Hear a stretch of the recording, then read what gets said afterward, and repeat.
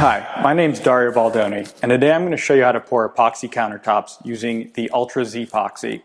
This is a really easy, nice epoxy to work with, self-leveling. It is non-toxic, solvent-free, very low VOCs, so good for indoor use. It's 100% solids content, so it does give you that real thick build. It's 100% food safe, so great for countertop surfaces, and it will dry crystal clear. Now, you will see in the video, we're going to be adding some color to it, some pigment, also metallic powder to give these different faux finishes. Back here, we're going to do a faux marble, like a Carrara marble. And here we're going to try to do a darker soapstone with some white veining in it. So it should be pretty nice, all said and done. Now, what you're looking at here is a new space that we just constructed. This is our model kitchen. It is, we're going to be filming videos like this and holding classes in here. So it's a really great demo space to give a real world feel. So an actual workable kitchen. Now, what you see here is 2 sheets of 3/4 inch MDO or sign board. This is a really good substrate to use if you don't have any countertops in place. So if you're doing a remodel or even a brand new kitchen, this is where you can start. It's got this paper on it, so it's very smooth, easy to pour on top of, not much work to get it ready. You will see here how the seams, they're puttied and sanded. We're gonna show you how we did that. Also, where we meet 2 pieces together, you do the same thing. Now, if you're in a kitchen and you already have laminate tops or tile tops or concrete tops, this could be used just as well. It could be used over just about anything. For the sake of the video, we're doing it this way, but we provide more information on how it can be used over laminate and other substrates. To get started here, we laminated the 2 sheets of MDO together. This is glued together and then screwed in from the bottom. Now, everything we screwed here is from the bottom. We don't want any screws in the top. That's just another step to try and cover those up. This is also held down with a couple screws up through the cabinet. It could also just be held down with some construction adhesive, but you don't want to put any screws down this way. So if you ever have to get it off, you can. It'll be a lot easier. Now, to handle all of the seams here, we're going to use just this Elmer's wood filler. It's a fast set latex based putty. So very easy to apply.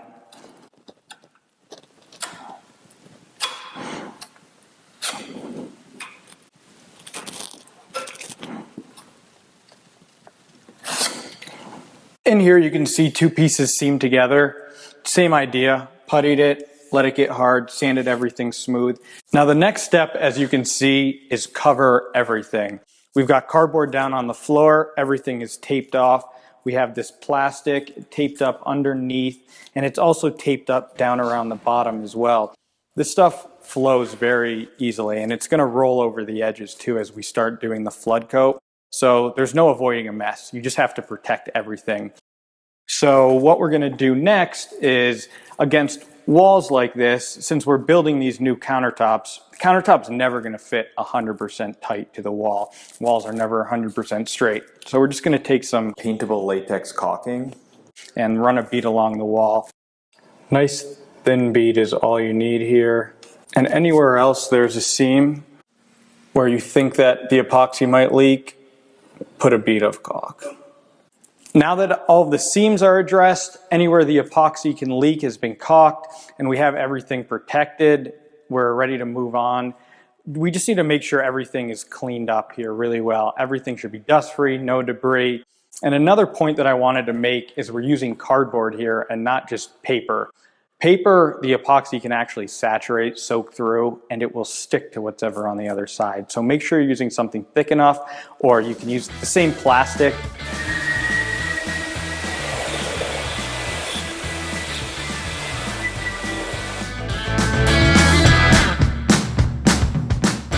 Now that we're ready to start pouring, the first step is going to be the primer coat. We're just going to roll that out nice and thin. And the reason we do that is actually twofold.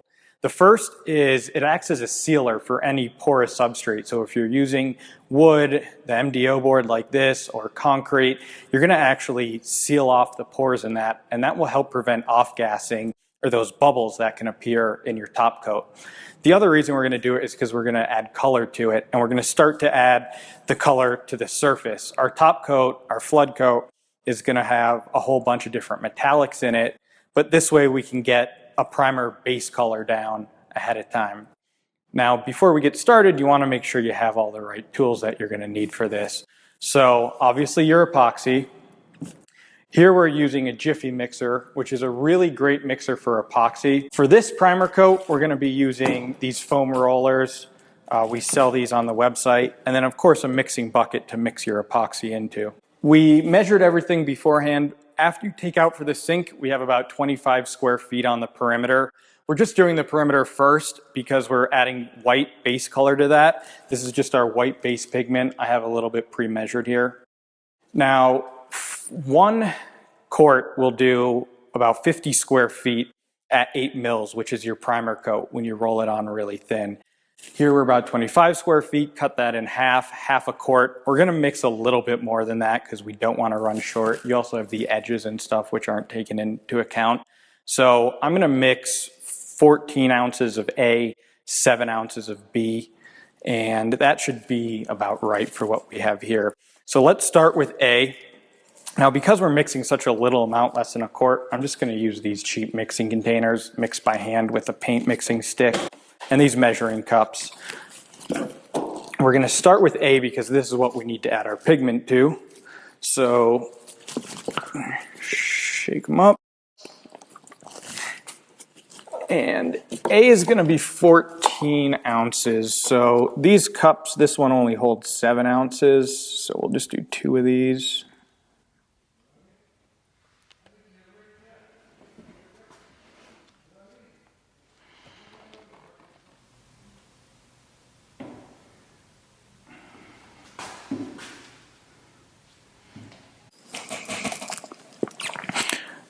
All right, and now we have 14 ounces of A. Next comes the pigment. We're using our the white pigment here. It comes in these 500 milliliter jars.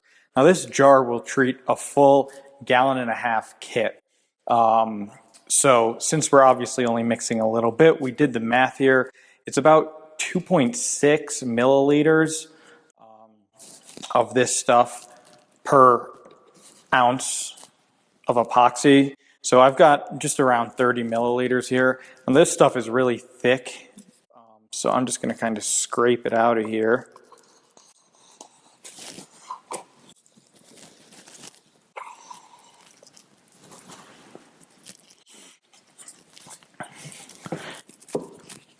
And you just want to make sure you blend all of that pigment into part A. Make sure it's mixed in really well. Now the reason we blend the pigment into just one part first is so the chemical reaction hasn't started taking place yet. We have time now to work with this. So we have time to really mix this well. And once that's all blended, we're going to start to measure out our B. So B, now this we're only doing 7 ounces. So it's going to be 1 cup of this.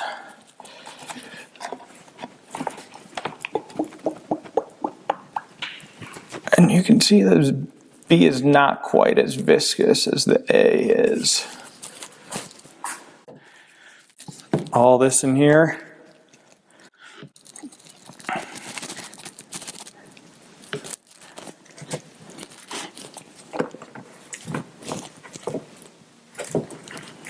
Now you'll notice the caps are color coded. You don't want to mix up your caps.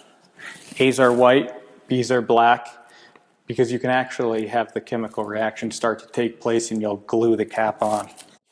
All right, now we're just going to mix this really well. A and B with the pigment by hand. You want to make sure you're mixing really thoroughly, scraping the sides, scraping the bottom.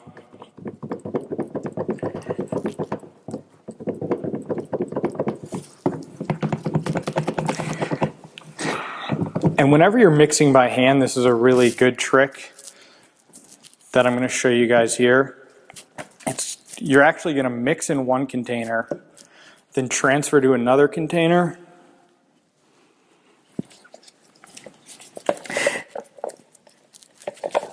and mix again. And the reason we do this is because the stuff that's stuck on the sides here doesn't really get mixed well. So by transferring everything to here, everything that's really stuck to the sides is being discarded. And we're going to blend this one again. And now you know you have really good, well-mixed epoxy.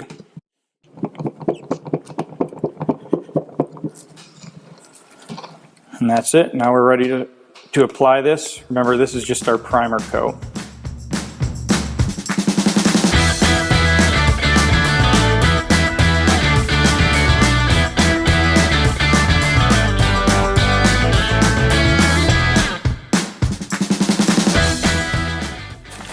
Now I'm going back over it just to make sure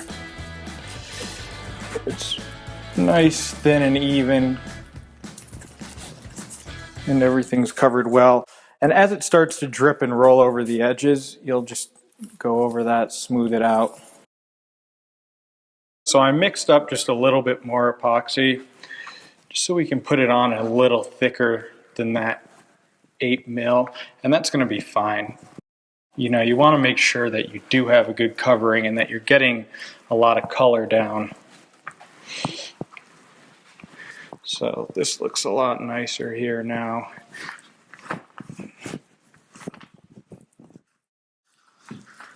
Now, since we're doing a drop-in sink here, this isn't normally something you would ever see, but I am going to coat it just thinly, and this is just to kind of seal the wood here in case you do have some moisture or water leaking.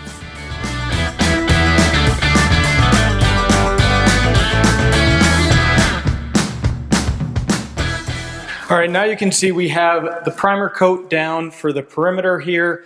We actually mixed up a little bit more extra just to make sure we got the edges really well, you'll see here. And that's gonna help a lot when we try and put our flood coat on, so you don't see the plywood beneath. You wanna make sure that you have a real nice white primer coat down there. Next, we're gonna move on to the island. We've already measured and mixed up the epoxy here, just like we did before. This time we're using a black pigment in there, again, because this is going to be black.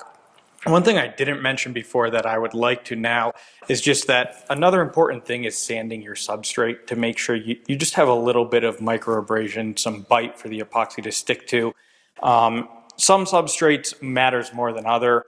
If you're using laminate, really crucial, you really want to scuff that up good. Same with concrete. You want to make sure you remove any of that surface latent or the soft dusty cream that might be on top, or just any dust or debris at all that could be on there, so your epoxy can really stick and adhere well. With that said, I think we are ready to go on and pour this out.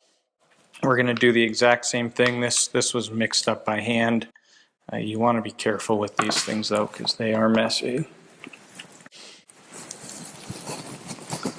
We'll start there, and we're going to roll it out. Now you'll notice the black covers a lot better than the white. You just want to make sure you got a good, even coating. And it will drip over the edges, and that's fine, because then you'll just go back over it and roll that out thin. That's why we use all the plastic. Now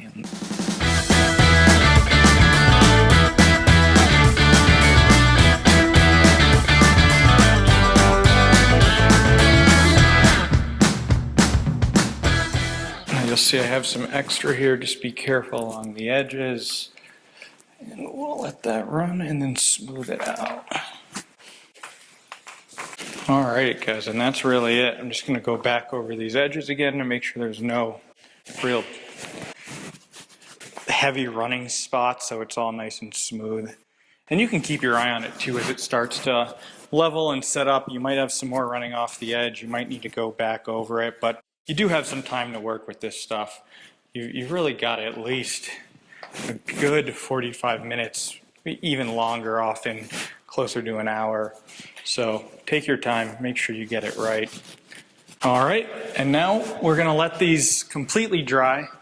The recoat window for this stuff is about 8 to 16 hours, sometimes even a little bit longer, without you having to sand it. Often when we come back for the second coat, we're gonna put a light sand on it anyways. You'll see that tomorrow when we film our next flood coats. But for now, we just have to let this set. So we'll see you tomorrow.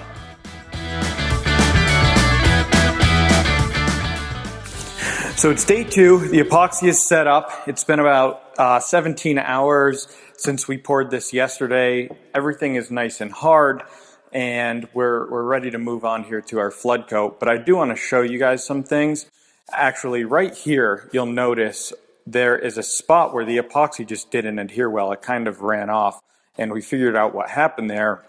There was actually a caulking gun sitting on this island while we were working in here with silicone, 100% silicone caulk in it. And some dripped on the top, and we wiped it up. Thought we wiped it up well, but you can actually see where it was wiped and some fingerprints here. And now this is just a good example of things that can happen to you in real life. You know, no reason to panic when you see stuff like this. We're gonna show you how we're gonna address it. Now you could do another coat on top of this, another thin base coat, but we're just gonna sand everything really well, and our flood coat's gonna cover it. We just wanna make sure we sand it so that the next coat adheres good. Since it's still within the recoat window, you technically can coat this without sanding, but sanding is just gonna help promote that adhesion, you know, help fix areas like this where it's a little uneven.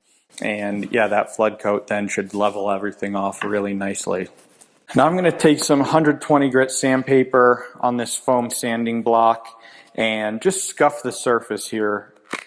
We're going to, you know, focus on just putting a nice light scuff on everything and some of these imperfections that we have. Make sure everything is smooth.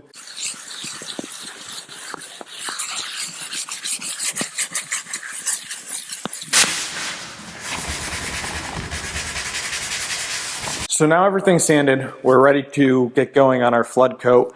Vacuum this up, and now I'm just gonna take a rag with some isopropyl alcohol on here and make sure everything is really clean. You don't want any dust, any debris, anything at all that can get into your epoxy, because it will float up in the epoxy and it'll be noticeable. So we're gonna make sure everything is really clean.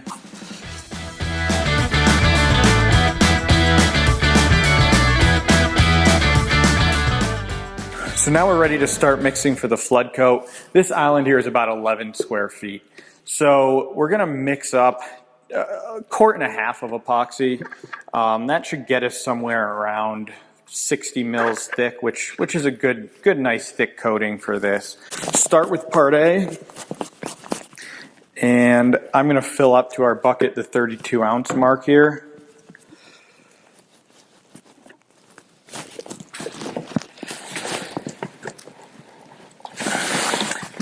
Get down on eye level here so I can make sure we've got the right amount. And now when I'm mixing this, I'm mixing it all clear at first. We are going to be using metallic powder to color this. So I'm going to, since we're using 2 metallic powders, this is called the black pearl for the base coat, and then we're going to do veining and some top with silver pearl. I'm going to separate the epoxy out and mix those pigments in afterwards. That way we only have to mix all of this once.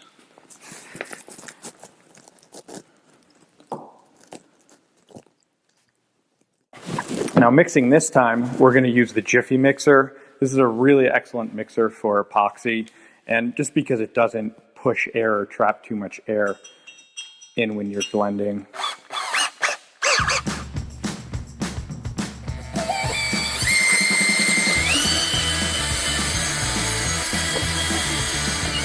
You want to blend like this maybe for a minute. Make sure you get the sides and the bottom really well.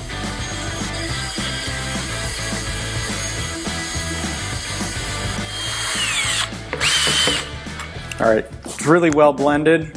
Now I'm going to separate some of this. I want to keep the most of it. We're going to use this color with the black pearl. So I'm just going to take a clear cup here and, you know, separate some out. That should be plenty just for my veining. Now, to mix this in, I'm going to use a bottle that's already opened. You want to be careful with this. This is very, very fine powder. Just going to take a teaspoon. And this we do by eye. There are recommendations for how much to use. They're, 10 grams per quart. So after doing it for a while, you can kind of just get a feel for it. And as you blend it in there, you'll see what color it becomes. So that should be plenty.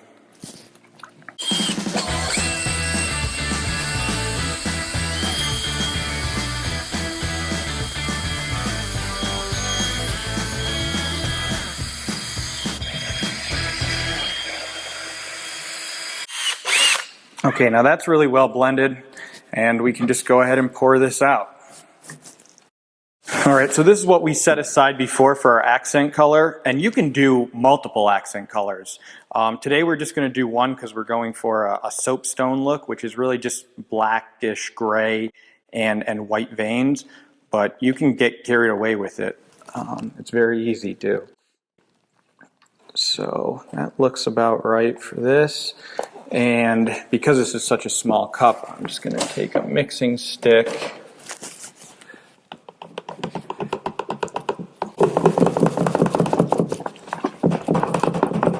Nice. You can see this is a little bit of an off-white color, which is exactly what we're looking for. So now we got our silver pearl mixed up. You can apply this in many different ways. You can just drizzle it right out of the cup. You can use a mixing stick or a putty knife and drizzle it on the surface like that. What we're going to do here is we got these squirt bottles. They're super cheap on Amazon. And I'm going to put a little bit in here. Not all of it. I'm going to reserve some in the cup too. But I'm going to actually be able to just squirt veins right out onto the surface. All right, now I'm just going to dump this out onto the surface here and start to spread it. We're going to use this squeegee trowel, which you can pick up on our online store. And it just is really easy to spread the epoxy with. We also have this roller for the edges. We do like to roll the edges first before you spread everything out. And what that does is when the epoxy then gets to the edge, it will actually allow it to just kind of roll over and flow with the stuff that's already on the edges. So let's get some out.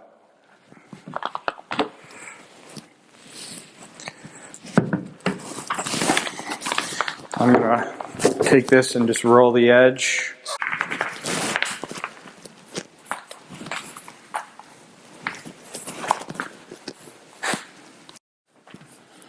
All right, looks good.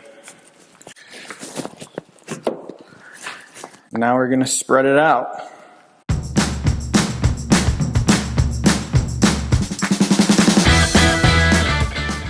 right, I'm going to take a little bit more out of this bucket here to get by the edges, and I'm going to leave a little bit in the bucket as well, and I'll use that later too for some effects.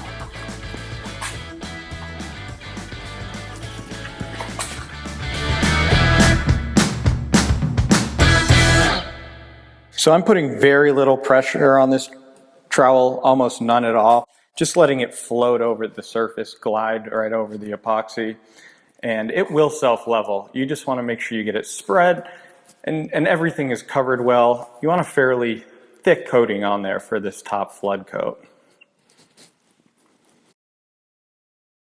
One thing you do want to make sure of is that whatever you're pouring this on is level.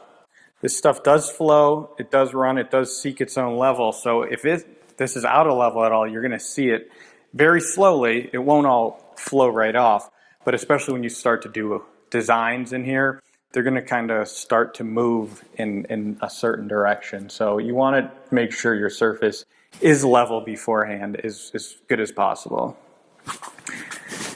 And that's really all I have to do right now. This is all pretty nicely covered.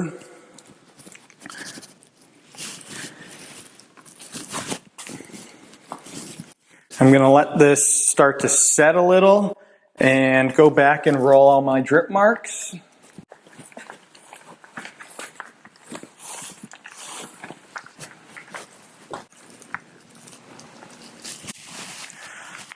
All right, looking really good so far. Everything is covered.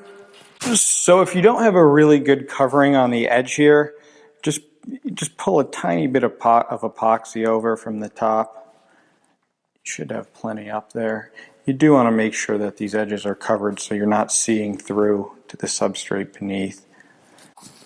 Flood coat's on, everything's been spread out, the edges have been addressed. Now you're going to notice some drips that form underneath the edge, but you got to let those go. Once the epoxy really starts to firm up and they don't keep happening, we can go back and scrape them all off. Now it's time where we can actually start playing with the design here.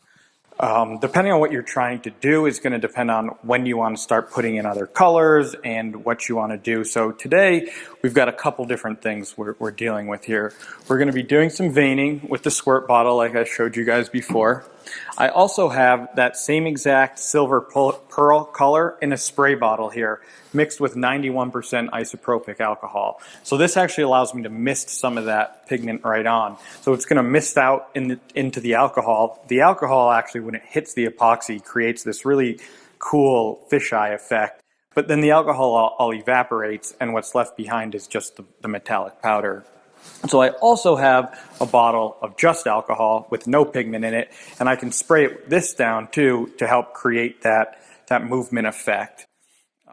Finally, you're going to notice there are some bubbles. We are still getting a few bubbles in here, and that's all right. I'm not going to do anything with them right now, but later we're going to hit this whole thing with the torch, and that's going to help move some of my effects around, but it's also going to pop these bubbles too.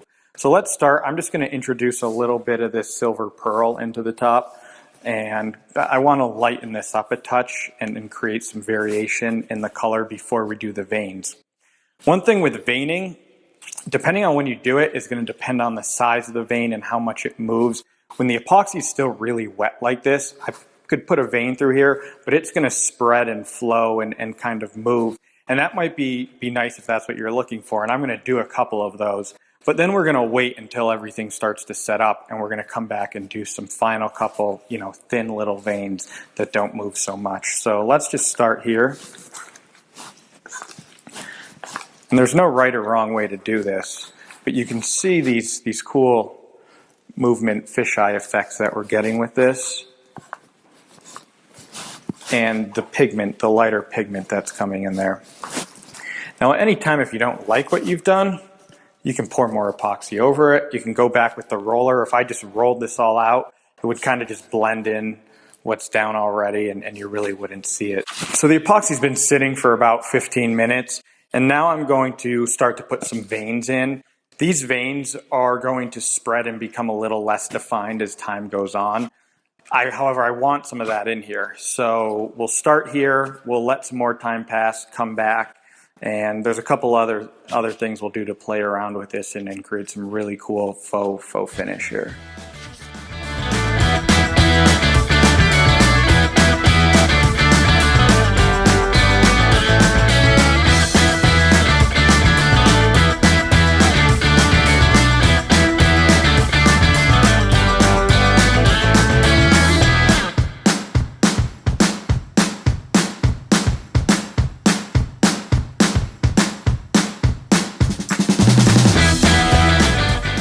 Alright, now I'm just going to take a putty knife here and move the epoxy a little bit.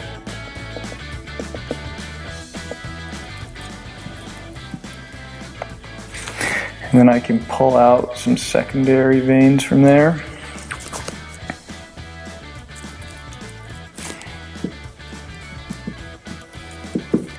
Or I can pull some black in.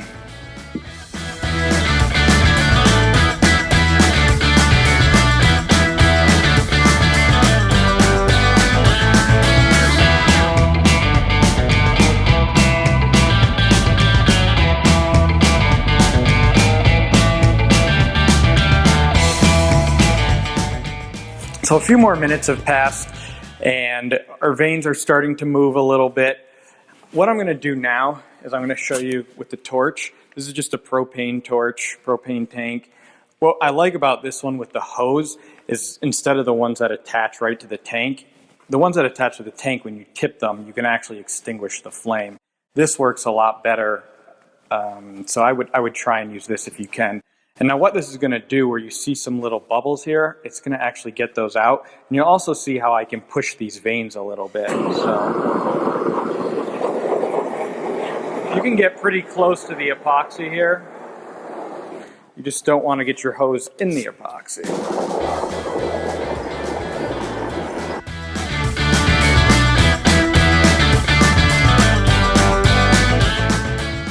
And you want to always keep this moving. Don't get too close and don't stop moving, because you can burn the epoxy. So we've given it about 20 minutes just to kind of set a little bit, see how everything is moving and looking. It's really easy to play with this way too much, so that's what I'm trying not to do. Not that there's anything wrong with that, I just have a tendency to overdo it. So what I'm doing now is just looking at the veins. Just some spots that I don't really like, I can just kind of move and adjust some of where the epoxy is lying.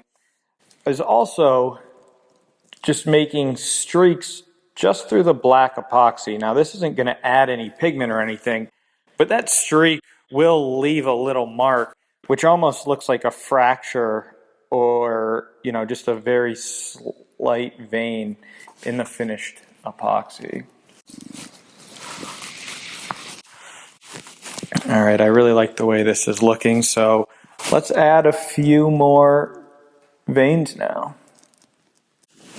This time I'm going to show you a technique where just using a mixing stick, and see if you just get epoxy on the tip of this, it will actually just drizzle very slow. So you can just go across this and make very faint veins now just using this. All right, so one thin vein.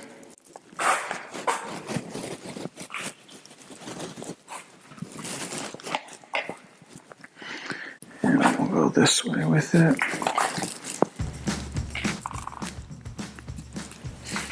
Add a little more in here. Darken this one up a little bit.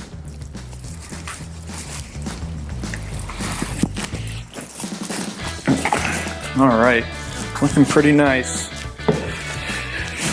I'm gonna take my putty knife again and just kind of push this around. Make some striations, a little streaky in there.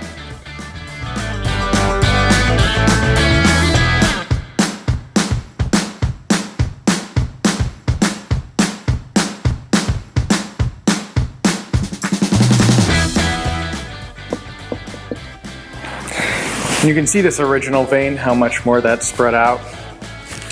But yeah, it's looking really nice.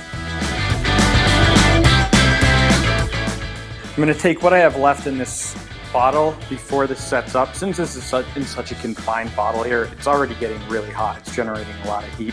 That's going to happen in something like this if you leave it in a cup or bucket. But it's still fluid enough that it's going to be very nice to just finish off my veins here.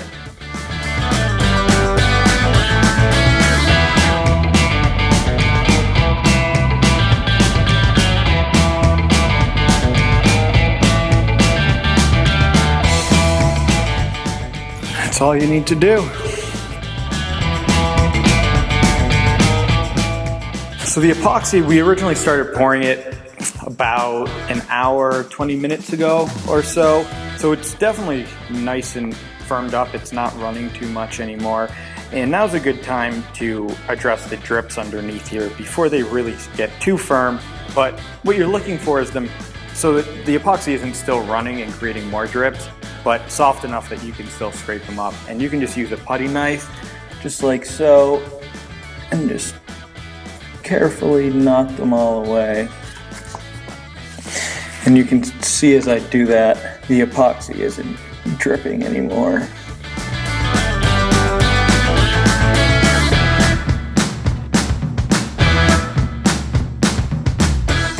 One thing I want to show you guys though real quick before we get started with the flood coat. The white doesn't have the same covering power that the black pigment did in our base primer roll-on coat. And what you can see here is, you see, especially on the edge where it runs a little bit and gets really thin, some of the wood is still showing through. So what we're going to do is actually just take a little bit of spray paint.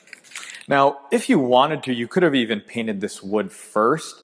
The problem with that, though, it would be a little difficult to see your primer coat when you're rolling it on. You wouldn't know if you had good coverage with the epoxy or not. So now that the primer coat is on, it's covered, we're happy with it. We're just going to try and darken up the white here a little bit. That way when we do our flood coat, we don't have to worry about seeing any of this through it. So just going to take a little bit of the Krylon white spray paint. It's bright white, satin finish.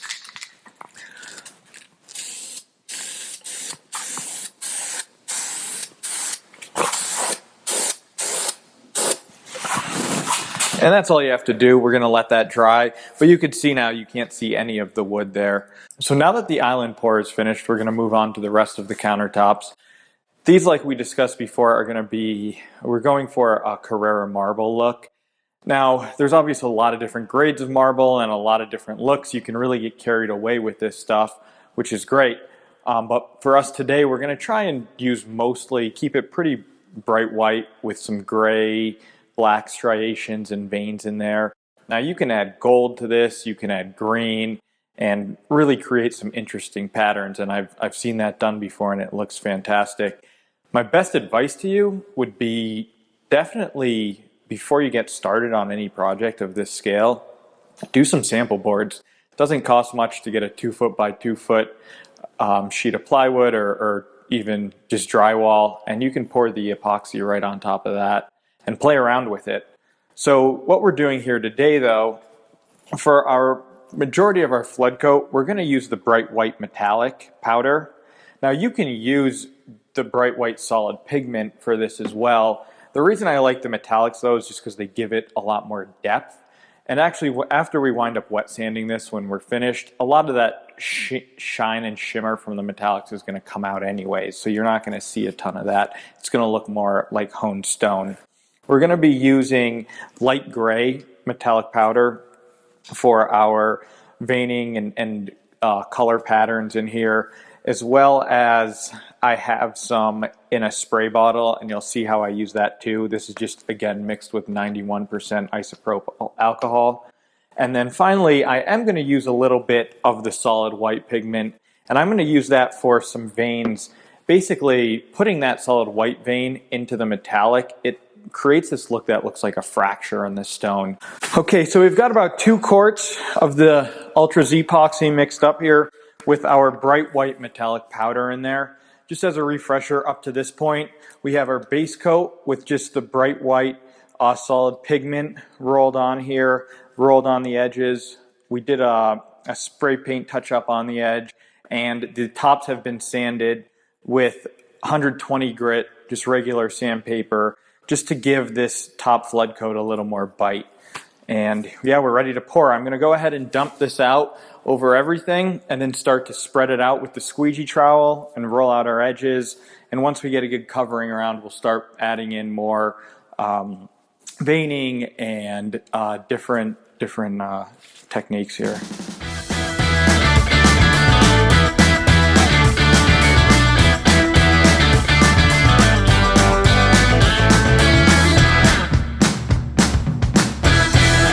I'm going to reserve a little bit in the bucket. It is a good thing to keep in mind when you have epoxy sitting in a bucket like that or in a smaller container, it is going to set up a lot faster. But I know this isn't going to take me too long to spread out, so I still have a little bit of time. But that is something you want to think about.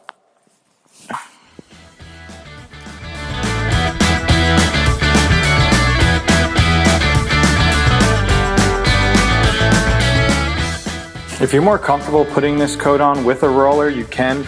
You're not going to want to put any pressure. You just are almost pushing the epoxy around because you do want it to stay nice and thick.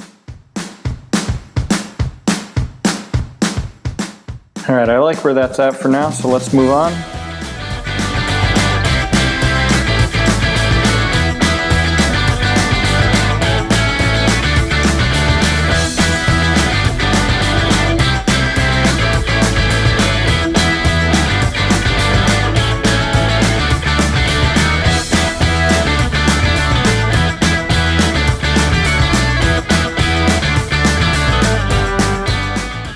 Now going next to this sink here, we're just going to be careful, but we do want to coat this inside edge.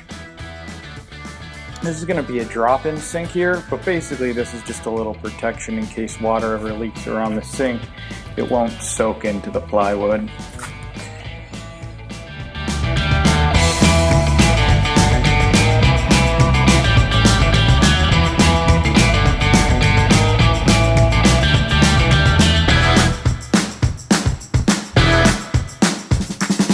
Now we're going to start to introduce a little bit more color. So I've got some silver black metallic powder here. This is just mixed with 91% isopropyl alcohol. And I'm going to put just a very light mist on here and then roll it in because I'm just trying to get a little bit of gray tone in there, not any dark veins or anything strong yet. Now you can make this a jet and you can actually shoot a vein right in there, or you can just softly mist. You do want to be careful of your overspray with this. However, since this is just alcohol and powder, if it does get anywhere, as soon as the alcohol evaporates, all that's left behind is the metallic powder, and you can clean that up pretty easily. So this isn't too messy here. So test your spray beforehand. I did check this, but you want to know what's going to happen when you pull the trigger. That's all I need, just a little bit.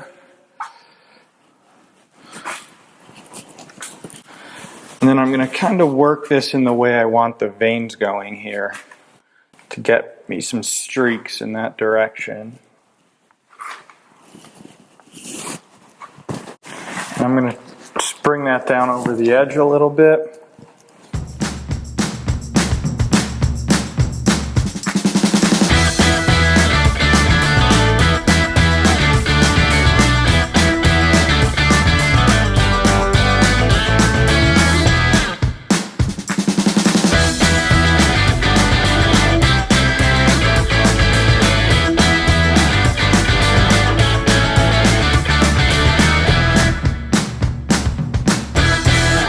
One other thing I want to do here, since I have some gray striations coming through right here, I do want to make sure I carry these through onto the edge. So I'm going to spritz just a little bit there. Roll that right over the edge. And that's just going to help it look a lot more natural.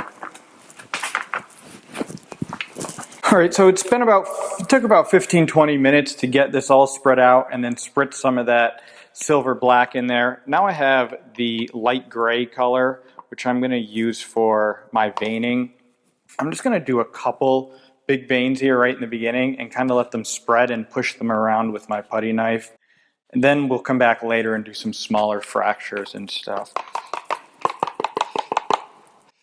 So if you are going to use a mixing stick, a paint mixing stick or something to do this, which works well, or you can even use plastic cutlery. You can really use anything, but you want to pay attention when you first pick it up how big this stream of epoxy is, and as you wait, it'll get smaller and smaller, so for smaller and smaller veins. So these first ones I'm going to do are going to be pretty big though.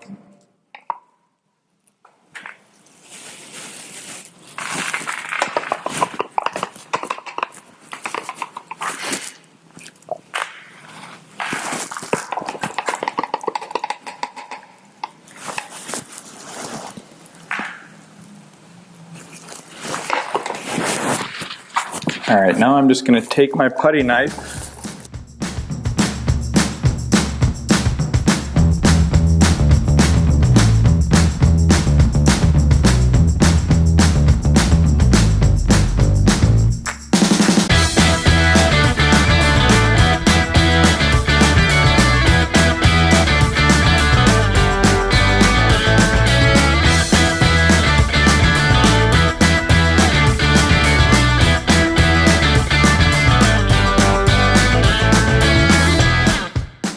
Now as you can see, I added a bunch of veins in just by drizzling on the light gray. Now I'm going to come back with white. This is not metallic white. This is just the pure white pigment.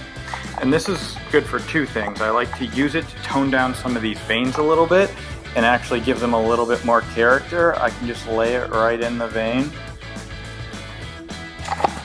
You can also use it, you just get a real thin string, a real thin drip there.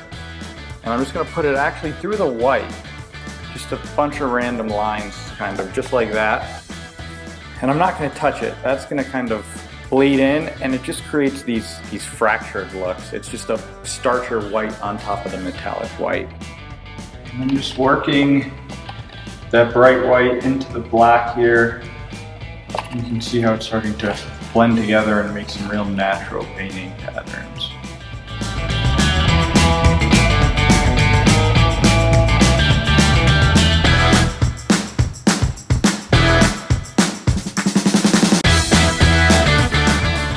We're now finished with our flood coat for the perimeter countertop. All that's left to do is really let this set up. Once it does, we're gonna wet sand it.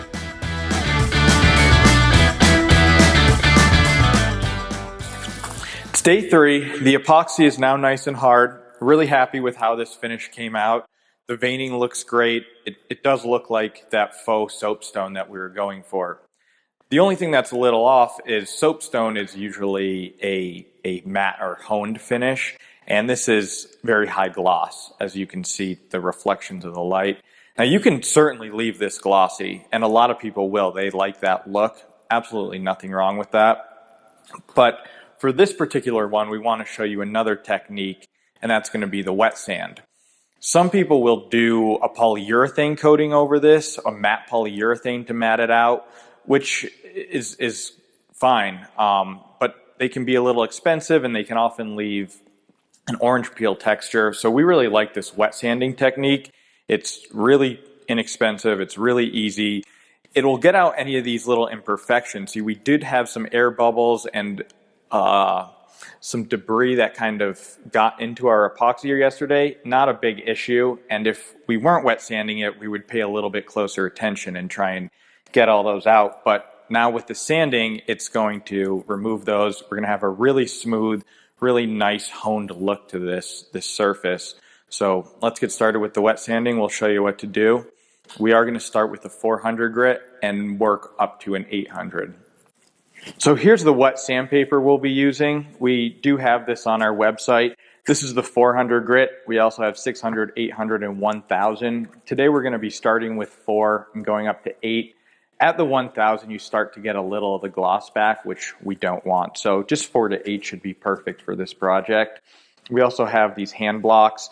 Remember, you are using water for this, so you probably don't want to use these on a palm sander, even though they look like they could be used on one. What we're going to do is stick this on the block. Got a bucket of water here. Dip it in, get it wet. And you can just start sanding. I'm just going to work in circular motion.